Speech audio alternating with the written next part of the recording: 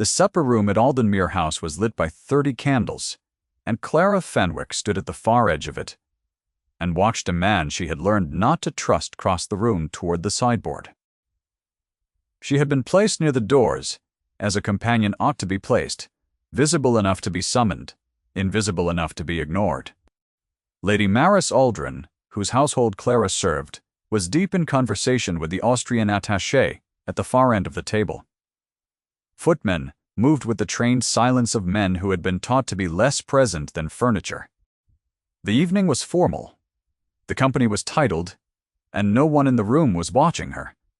No one in that room ever watched her. This was something she had come to understand about her position and had decided, where possible, to use. Erasmus Harwick reached the sideboard. He was a large man, silver-haired and ruddy, with the settled confidence of someone who had not been seriously contradicted in a room that mattered in a very long time. He moved with the proprietary ease of his authority. He lifted 2 small crystal glasses and set them side by side on the polished mahogany. From the inner pocket of his coat, he produced a folded paper. He opened it, glanced once over his shoulder, and shook a pale powder into the left glass. Not the right, the left. Then he refolded the paper and returned it to his pocket, and turned away with the smooth, unhurried economy of a man performing an action he had performed before, and had no reason to fear. Clara's breath left her in a careful, controlled release. She knew that powder. She had grown up in the presence of compound medicines, in the particular order of a physician's workroom, among the sordid smells of bark and mineral and dried leaf, and she had watched her father prepare that very formulation for the Aldenmuir court for 11 years, while she stood at his elbow and learned what it was, and what it did, and in what quantities, and to whom.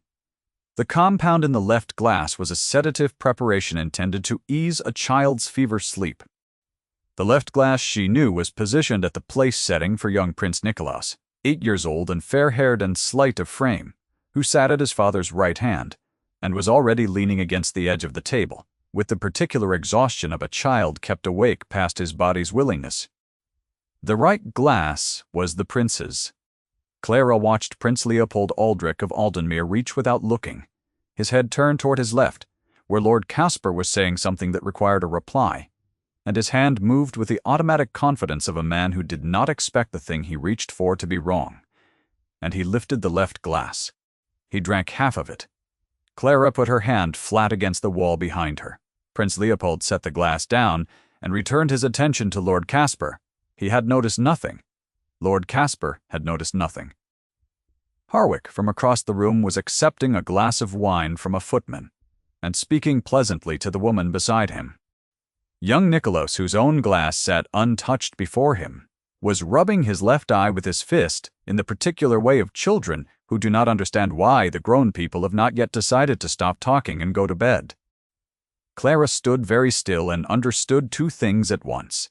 She knew what she had just witnessed, and she knew exactly how difficult it was going to be to make anyone in this room believe her. She crossed quietly to the window and looked at the street below until her breathing steadied. And she did not sleep that night. Her father had died the previous October of a fever that arrived quickly and held on. He had served the Aldenmuir court for 11 years as royal physician, and he had been a careful man, methodical in his notes, precise in his compounds, gentle in his diagnoses, the sort of man who wrote down what he had administered and the patient's response at each observation and kept the record in a dated ledger because he believed, as he had told Clara often, that medicine practiced without records was a guess wearing a coat. Clara had been at his side for most of it, not formally.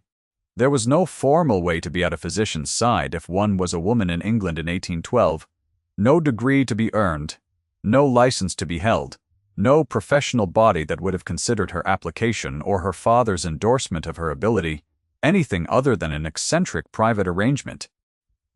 She had read the treatises in German and French and English. She had ground the compounds and measured the tinctures and sat with patients while her father examined them. She had been present at 11 years of court service in the capacity of a person who learned everything and was permitted to be credited with nothing. Her father had been proud of her in the way of a man who understood the world would not reflect his pride back, and he had taught her anyway, which was its own kind of love. When he died, the court had appointed Dr. Erasmus Harwick. Within the fortnight, Clara had not been consulted. She had no expectation of being consulted. She was the late physician's daughter, which was a category that contained, in the hierarchy of the Aldenmere Court's winter London establishment, precisely no institutional weight. She had been offered a position as companion to Lady Maris Aldrin as a courtesy to her father's memory, and she had accepted it because she had no income and no alternatives, and she had spent the 14 months since in a condition of quiet and careful observation that she permitted to look like acquiescence. The medicine chest her father had left her was a small walnut box with brass fittings, a hinged lid, and a tray of 12 compartments, and she kept it under her narrow bed in the companion's room on the 3rd floor, behind her 2 traveling bags, where it could be found easily but was not immediately visible. She opened it most nights, not from sentiment alone, though sentiment was present too, her father's hands having fitted each compartment with its paper label in his precise and slightly slanted hand. The formulation cards inside were a record of 11 years of careful medicine, and she was the only person remaining in this house who could read them with full understanding. She understood, for instance, that the compound Harwick had placed in the left glass that evening was measured at a dose appropriate for an adult of considerable size, and that the same compound administered to a child of Nicolaus's age and current physical state, a suppression of the chest's movement that a physician less attentive than he ought to be might have attributed to a natural worsening of the boy's autumn fever. She lay in the dark and counted her options and found them few. The formal introduction of the companion staff to the prince's household occurred on the 3rd morning in the 1st-floor drawing-room with its long windows overlooking the winter garden. Lady Dorothea Vane, who was the social axis around which the court's London arrangements tended to turn, stood at the prince's right and directed each woman forward with the practiced efficiency of someone who had long since decided that this kind of ceremony was hers to manage. She presented Lady Maris warmly. She presented the 2 other companions with professional courtesy. She arrived at Clara, and her voice did not become cold. It became something more precise than cold. A deliberate reduction. Miss Fenwick, companion to Lady Maris, formerly attached to the late Dr. Fenwick's household. A pause that lasted half a breath too long. The physician's daughter. Prince Leopold looked at her. She curtsied and looked briefly at his face. And what she saw there was not the pleasant absence she had expected, but something more active. An attention brief and contained, the particular quality of a gaze that was actually receiving information, rather than performing reception. It lasted only a moment. She moved on. Behind her she heard Lady Dorothea murmur to the woman at her left hand, and the phrase carried in the high-ceilinged room with the clarity of words spoken by someone who saw no need to lower their voice around a companion. A physician's daughter who fancies herself a physician, light, certain. The tone of a woman who has found a formulation that efficiently organizes another person and intends to continue using it. Clara did not turn. She did not turn, but she was aware in the particular way her body had of registering what her face was not permitted to show, that the prince's attention did not leave her until she had reached the far edge of the room. That evening, Nicolaus ran a fever. It was not severe. He had an autumn cold, the kind that arrives with the change of the season and makes itself at home for a week before departing. And without the compound he had not received the previous night, his body was managing it as children's bodies generally do, with complaint and temperature and a great deal of opinion about his pillows. Dr. Harwick was attending a dinner engagement 2 streets away. Lady Maris came to Clara's room at 8 in the evening and said, with the apologetic kindness of a woman who knew she was asking more than the position formally required, that someone with some knowledge of these things ought to go up and see to the boy. Clara took the medicine chest and went. She found Nicolaus propped against his pillows, his cheeks deeply flushed, his hair damp at the temples, conducting a one-sided argument with his nurse about the unfairness of being required to remain in bed when he was, as he maintained, entirely capable of sitting in the schoolroom and reading his book. His nurse, a stout and experienced woman named Mrs. Galt, had the expression of someone who had heard this argument before and was waiting for it to exhaust itself. Clara set the medicine chest on the table and assessed him. Color high, but not alarming. Pulse elevated but regular. Breathing clean, without the rattling note that would warrant concern. She prepared a mild infusion of willow bark and water from her father's stores, sat with Nicholas while he drank it, and described the taste with colorful specificity, and told him it was working exactly as it was meant to work, and that he should sleep. "Are you a physician?" he asked. He was the kind of child who asked direct questions while looking at you very steadily. "I am not permitted to be," she said. He thought about this for a moment. "That seems wrong," he said, with the simple certainty of someone too young to have learned to be less honest than he felt. His eyes closed. Mrs. Galt looked at Clara across the bed with the expression of a woman who had been working in large households long enough to know the difference between training and title. The door opened. Prince Leopold stood in the doorway in his shirt sleeves, his coat left somewhere between his study and this room, with the particular disordered gravity of a man who had been told his child was unwell and had come directly, without waiting for the information to be organized into a report. He took in the room in one careful whole examination, his son asleep against the pillows, Clara seated at the bedside, the medicine chest open on the table, Mrs. Galt standing near the window. "The fever is ordinary," Clara said. She kept her voice quiet so as not to wake Nicholas. "He has a seasonal complaint. I have given him willow bark. He should sleep through the night, and the temperature should be lower by morning. He is not in any distress." The prince moved to the bedside. He put the back of his hand against his son's forehead, a gesture so absent of self-consciousness, so simply parental, that it made him briefly, startlingly human, in a way that 2 formal encounters in drawing rooms had not. The boy's lips moved slightly, but he did not wake. "You are Miss Fenwick," Leopold said.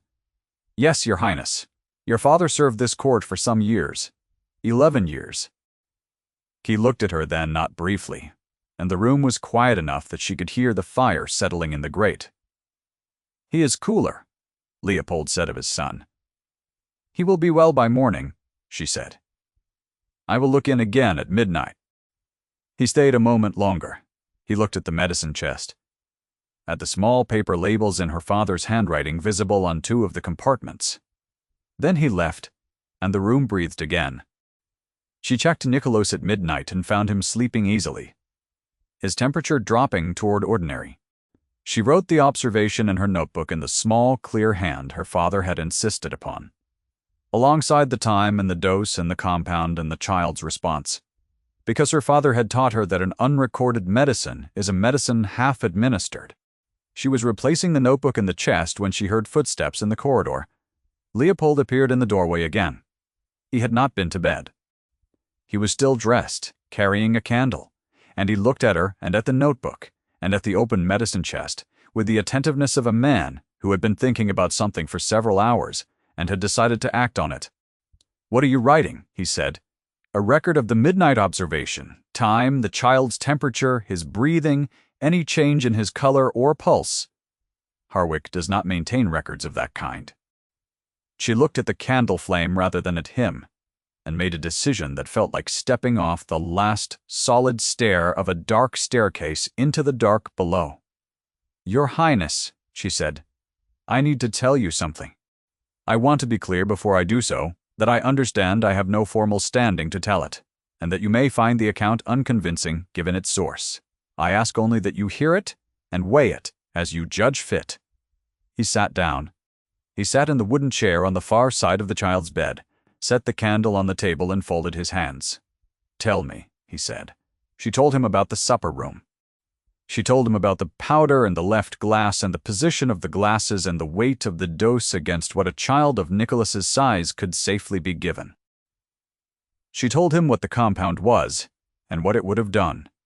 Administered in that quantity to a boy of 8, in the grip of a fever.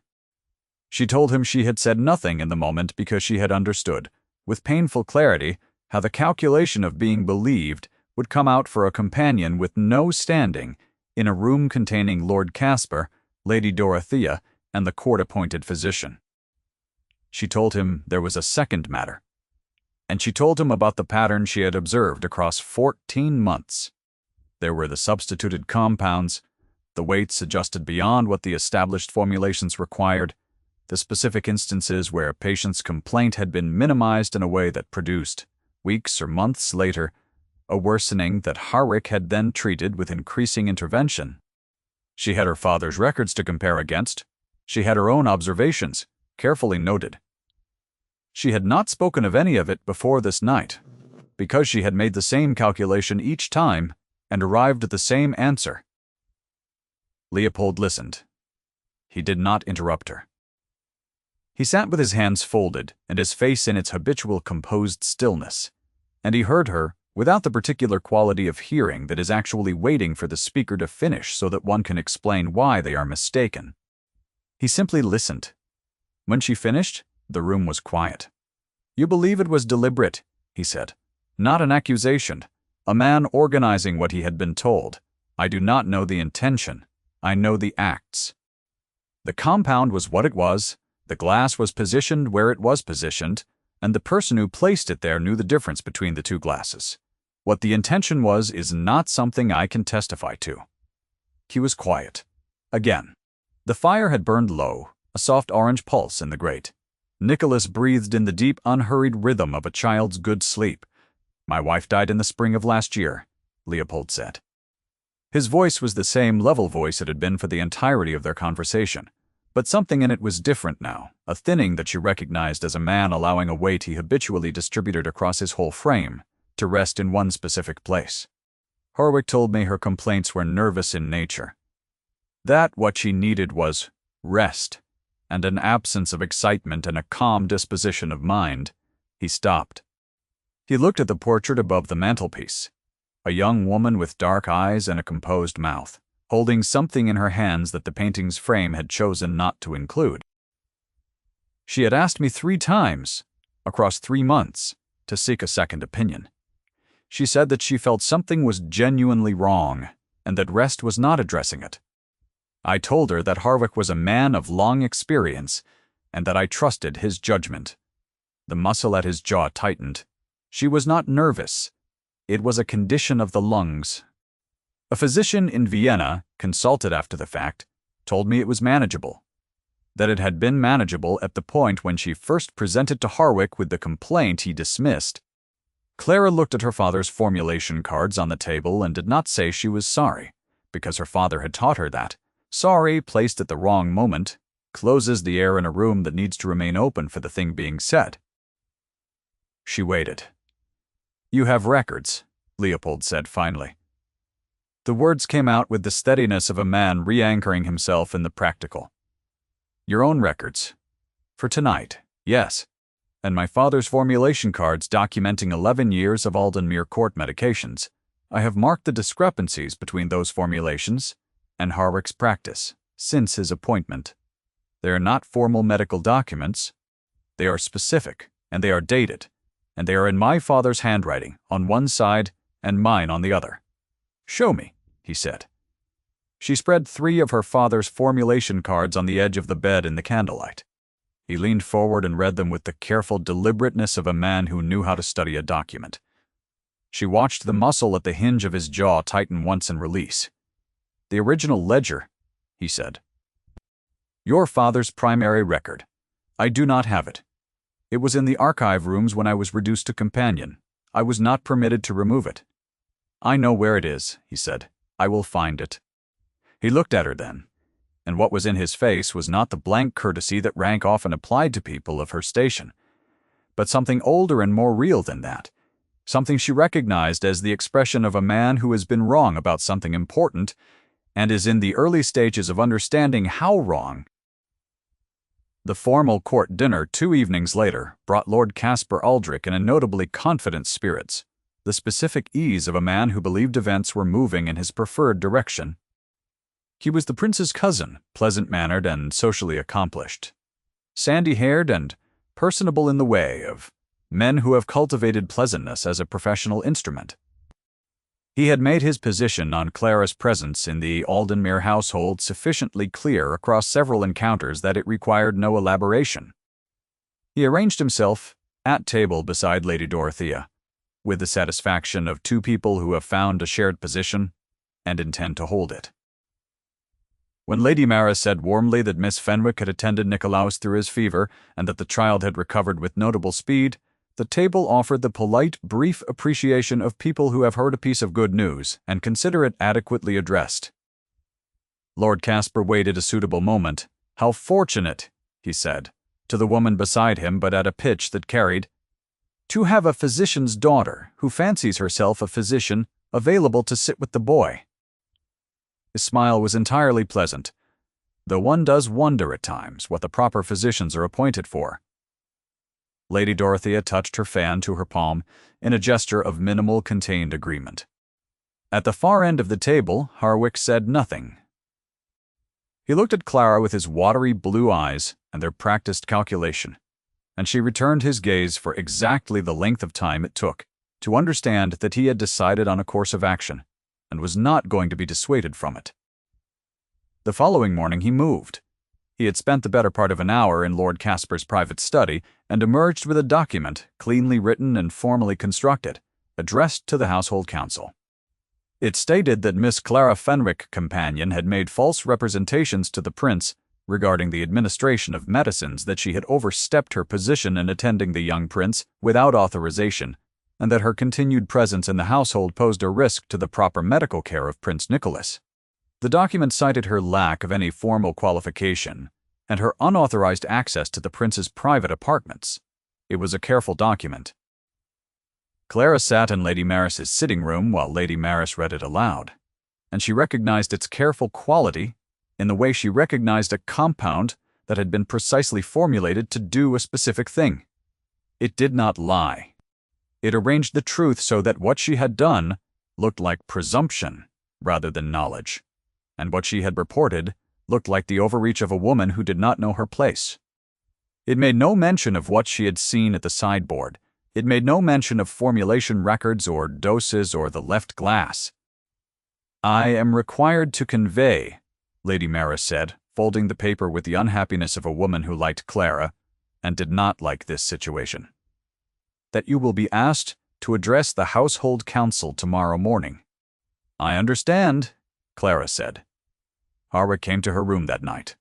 He knocked and she opened the door, and he stood in the corridor with his physical presence and his professional authority arranged around him like a formal coat.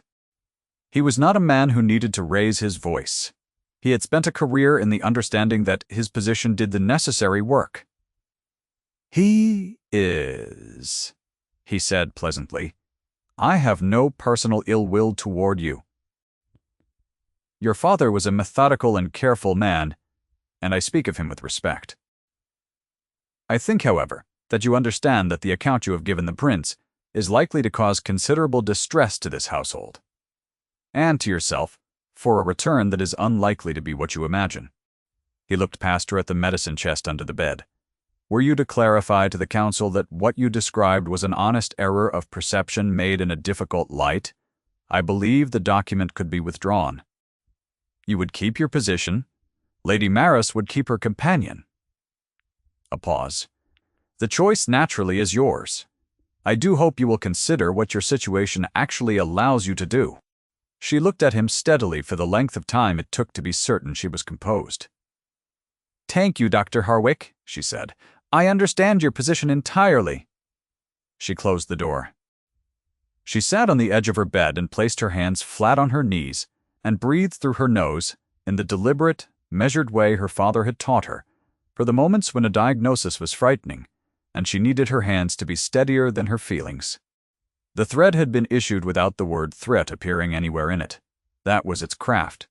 The structure of the household and the council and Lord Caspar's document and Lady Dorothea's social authority and the simple weight of her category. A companion, a physician's daughter, a woman with no degree and no formal standing. These were the threat. Harwick had merely reminded her that they existed. She thought about what her position actually permitted her to do, and the answer was the same answer it had always been. Less than she knew, less than the situation required, and more than she was going to allow anyone to reduce it to tonight. She had told the truth. She had told it carefully and specifically and with every piece of evidence she possessed.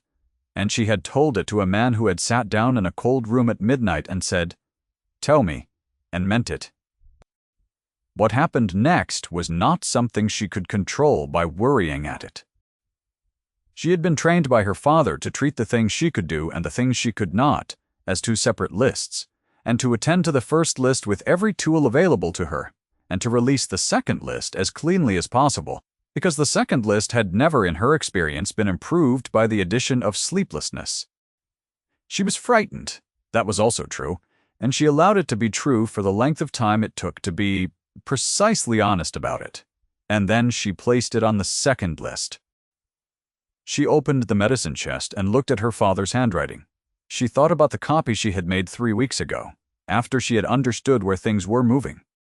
She had copied 2 pages from her father's notebook that most clearly documented Harwick's deviations from the established Aldenmere formulations, copied in her own hand onto plain paper, and placed inside her father's Bible, which was in the lower archive room among his stored books, in a location she had judged would be safer than her room. She had done it because her father had taught her to prepare for the contingency that made preparation difficult, not to wait until the contingency arrived. She trusted Leopold had found the ledger. She knew, in the careful way of someone who had assessed a person across multiple encounters under pressure, that he was not a man who said he would do a thing and then did not do it.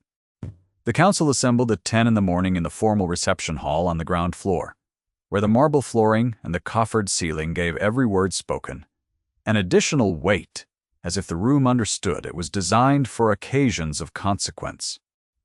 Lady Dorothea was present, positioned to the right of the household councillor, Mr. Aldrin, in the specific placement of someone who considered herself part of the proceeding. Lord Caspar stood near the high windows where the grey London light was falling through the glass and laying long, pale shapes on the floor. Harwick had been given a chair. Clara had not. She stood before the council with her notebook in her hands, and understood from the architecture of the room, from who was seated and who was standing, what argument the room was already making before anyone spoke. Mr. Cass. Aldrin read the document into the record. He read Harwick's formal account. He called Clara to respond. She responded. She gave her account of the supper room without inflection, without apology, with the specific and orderly precision of a woman who had spent her adult life learning that precision was the only available authority she possessed. She described what she had seen. She described what the compound was, citing her father's formulation cards by date and compound name. She described what it would have done to a child of Nicolaus's age and current physical condition. She described what the prince had drunk instead, and what the likely consequence would have been in a man of his size, and the diluted dose that had reached him. She placed her notebook on the table and opened it to the midnight observation. She placed the 3 formulation cards beside it. Lord Caspar said, in the tone of a man making an observation that requires no defense, "The council must of course weigh the evidence of a physician's daughter who fancies herself a physician against the formal standing of an appointed court physician." He said it the way he always said it, easily and pleasantly, and with the assumption that the words would do the work without any effort from him. The door at the far end of the reception hall opened. Prince Leopold Aldrich of Aldenmere walked the length of the room. He did not hurry.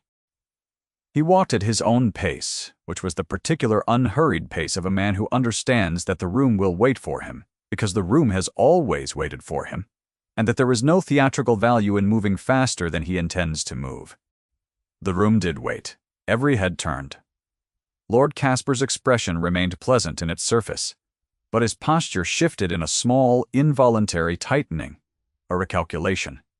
Lady Dorothea's fan stopped moving in her hand. Harwick had gone very still in his chair. Leopold carried a large ledger under his arm, dark green and well-worn, and 2 sheets of paper folded together. He set them on the council table. He opened the ledger to a marked page and set the folded sheets beside it, smoothing them flat. And Clara, from where she stood, recognized both of them. Her father's original ledger and the copy she had made, her own handwriting in the parallel column beside her father's. He did not speak immediately. He looked at the page, and then he looked at Harwick. And what his face held was not anger, though he had reason for anger, but something quieter and more irrevocable, the specific expression of a man who has arrived at a truth he has been approaching for a long time. "Dr. Harwick," he said, "I direct your attention to the 6th entry on this page. I ask you to compare it with the corresponding entry in this record and account for the discrepancy between them." Harwick looked at the page. "Your Highness, formulations are often adjusted over the course of a physician's service. I am further asking you to account for why the sedative compound intended for my son was placed in the glass positioned at my seat at the supper table 3 nights ago." The room was very still. "Your Highness," Harwick said, "an error of positioning between identical glasses in candlelight." "They are not identical glasses," Leopold said. His voice did not rise. "The child's glass is shorter. It has been shorter since Nikolaus first dined with the household at the age of 4, because at 4 he could not manage the height of the standard glass, and knocked it over twice the glass was changed. You have administered his medicines in that glass for 4 months. You know the difference." Harwick said nothing. Leopold turned to the council table. He turned to Mr. Aldrin, and to the record, and to the assembled room. "She saw what I would not," he said. "She will be believed." 8 words. Delivered in the same level, unraised voice as everything else he had said. And yet the reception hall received them in the way that certain sentences are received, as something that rearranges the furniture of the room, places each person in a new position relative to each other, makes it impossible for things to go back to where they had been. Lady Dorothea's fan remained closed in her hand. Lord Caspar turned toward the windows and did not turn back. Harwick was dismissed from the Aldenmere household that same afternoon with the specific procedural quiet of a dismissal, conducted by people who knew how to execute such things without spectacle. Mr. Ply. Aldrin drew up the record, and it was sealed. Lord Caspar departed for his town address by 4 o'clock. Lady Dorothea made her exit with the composed dignity of a woman who was not yet ready to be wrong, but who understood that the room had moved on. Clara was in the library when Leopold came to find her. Nikolaus was there too, curled at the far end of the settee, with a volume of natural history that was either being read or being used as a shelter behind which to listen. He was recovering with the completeness of children whose constitutions do not linger over things that have resolved, and his color was good, and his opinions were fully restored. The medicine chest was on the small table beside Clara. She had been checking the formulations against her father's original ledger, which had been returned to her, verifying each entry with the careful patience of a person who needed, after the last several days, to do something she knew how to do, and do it right. Leopold stood in the doorway before he entered. He entered and sat down across from her, in the chair beside the fire, and the library was warm and quietly lit, and smelled of old paper and coal smoke, and the particular peaceful smell of a room that contains books and a sleeping child who is pretending not to sleep. Between them on the table was the medicine chest, open its 12 compartments, arranged in the order her father had established. The last compartment on the right held a small card in her father's handwriting, the formulation for the compound that Leopold's wife had needed and not received. She had found it this morning when she was sorting through the cards, and she had read it, and she had not been able to put it away yet. Leopold looked at the card. He was quiet for a moment. "I have asked Mr. Aldrin to write to the College of Physicians," he said, "and to certain contacts in Edinburgh on the subject of what a court medical appointment might properly look like when administered by someone with actual training." He paused. "I am told there are avenues for formal certification that have become more practical in recent years than they were before." She looked at the chest, and then at him. Her composure, which was reliable and which she had maintained at considerable effort across 14 months, made one small, controlled movement. "I see," she said. "It is not a formal appointment," he said. "The formal appointment is a matter of time and procedure. What exists now is a practical need, and a practical fact, and a son who called you a physician. He looked at her steadily. He was not wrong. Across the settee, Nicolas turned a page of his book very slowly and carefully, in the manner of someone who was not reading. No, Clara said. He was not. The fire settled in the grate. Outside the library windows, the London afternoon had gone the deep blue-gray of a winter dusk, not yet decided to become evening, and the street lamps were beginning to come up one by one in the gathering dark. The portrait of Leopold's wife remained above the mantelpiece, as it ought to remain, because her presence in his history was a true thing, and not a thing to be unmade, but to be carried forward with honesty, the way all true things must be carried. It had been moved, Clara noticed, from the center of the mantelpiece to the left side, where it sat with a different quality of presence, still there, still visible, still honored, but no longer occupying the exact center of the room's sightline. Nicolas lowered his book. "Miss Fenwick," he said, with the directness of a child who has been following this conversation carefully and has decided the adults are taking too long to arrive at the obvious conclusion, "are you going to stay?" Clara looked at Leopold. Leopold looked at Clara. The fire in the grate spoke quietly to itself. "Yes," she said. The medicine chest sat on the table with its brass clasp closed, and her father's name in faded ink on the underside of the lid. The 11 years of careful work contained in 12 small compartments and their labeled paper cards. The last card, the one in her father's handwriting that she had not been able to put away, remained in its slot on the right side of the tray. She reached across and closed the lid gently. The clasp caught with the small certain sound of a thing that has been made to fit together and does. The fire burned. The dark outside the windows deepened toward full evening. The room held its warmth around the 3 people in it, the man, the woman, the boy, pretending to read, and the warmth had the quality of something beginning rather than something ending, a first evening rather than a last, the kind of quiet that arrives not when everything is over but when the thing that was keeping everything impossible has finally da larga, at some cost and over some time, been removed. Nicolas lowered his book the rest of the way and looked at his father with the expression of a child who has been keeping track, and Leopold looked back at him with the expression of a man who had not, until recently, permitted himself to look like anything very much, and was finding, cautiously. She reached across and closed the lid of the medicine chest gently. The brass clasp caught. If Clara's story moved you this evening, leave a word below. There are more stories here for those who know what it costs to be seen, and to go on seeing clearly anyway.